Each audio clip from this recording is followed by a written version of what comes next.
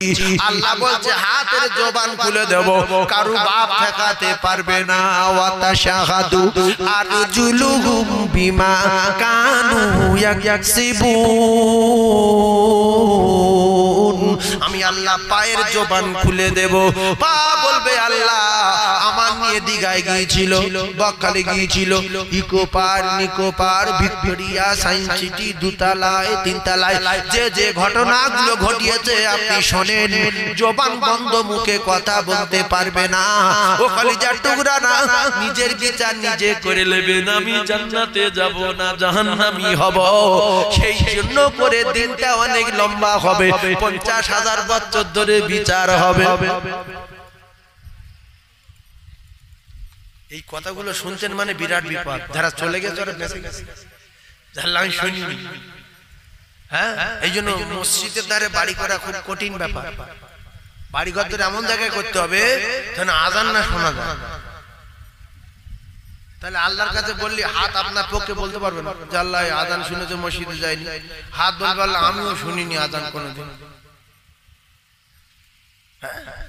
আর যদি আপনি জাহান্নামের আগুনের গর্জনের ভয়ে, জাহান্নামের পোকামাকড়ের ভয়ে, কীট পতঙ্গের ভয়ে, জাহান্নামের আগুনের ভয়ে আপনি বলবেন আল্লাহ আমি আজান শুনিনি, আজান শুনি কি আমি এরকম কত নামাজ না পড়ে শুনিনি না? তো জাহান্নামের কথা কেউ বলেনি, কোনোদিন বলেনি। তুই মৌলবি দেখিনি না,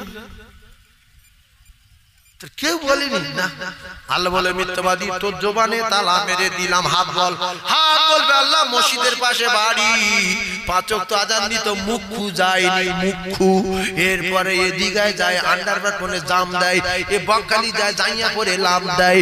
ও কলিজার টুকরারা, আপনার টোটাল জিন্দেগিতে যা করেছেন হাত পা বলে দেবে। কোথায় বেটা সাপোর্ট দেবে, মেয়ে সাপোর্ট দেবে।